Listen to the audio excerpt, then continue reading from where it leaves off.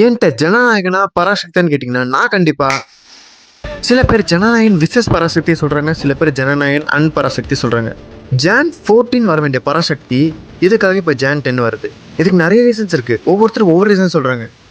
Movie சைட்லேருந்து வந்து நாங்கள் ஆல்ரெடி பொங்கல் தான் வரணும்னு பிளான் போட்டிருந்தோங்கிறது அவங்க சைடு.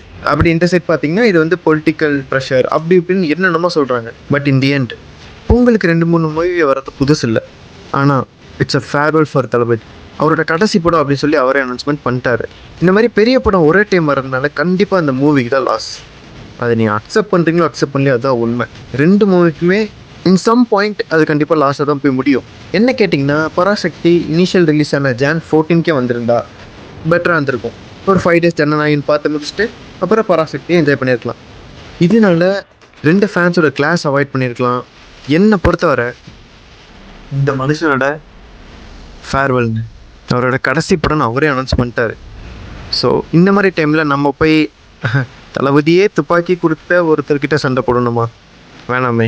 யார் படம் ஓட்டுனாலும் தளபதி ஃபேன்ஸ் எல்லாருக்கும் தெரியும் என்ன நடக்கும்ன்ட்டு. ஸோ எதுக்காக நம்ம வேஸ்ட்டாக சண்டை போட்டுக்கிட்டு 2 படத்தை என்ஜாய் பண்ணலாமே.